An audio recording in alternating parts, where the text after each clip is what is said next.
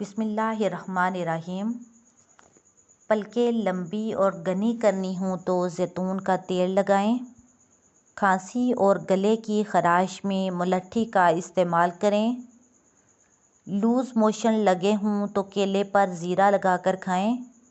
यादाश्त कमज़ोर है तो बादाम और अखरोट खाएं। कान में दर्द है तो सरसों के तेल में लौंग जलाकर रुई तर करके कान पर लगाएं। हेज़ में बेकायदगी हो तो 2 खजूरें रोज़ाना खाएं। आँखों की रोशनी तेज़ करनी है तो गाजरें खाएं।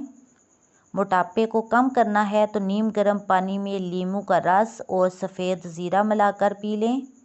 रंग गोरा करना है तो अर्के गुलाब उपटन में मिक्स करके चेहरे पर लगाएं और 20 मिनट बाद चेहरा धो लें। खाने के बाद भारीपन महसूस हो तो लीमू का रस पिएं। पेशाब में जलन होती है तो लस्सी में नमक डालकर पिएं या खरबूजा और तरबूज खाएं।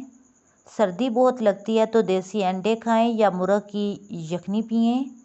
गर्मी बहुत ज़्यादा लगती है तो खीरे का इस्तेमाल करें। गला ख़राब हो तो कच्चा अमरूद जलाकर खाएं। पेट में दर्द हो तो पुदीना के पत्ते चबाकर खाएं। कह नहीं रुक रही तो 1 चुटकी ज़ीरा फाँक लें।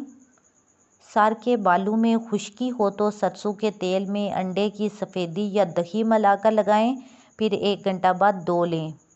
सर में जुएँ हैं तो चंबेली का तेल लगाएं।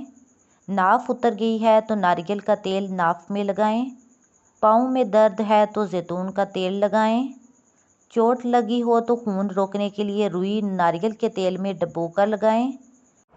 कमज़ोरी महसूस हो तो 2 खजूरें दूध में पकाकर खाएं और दूध पी लें।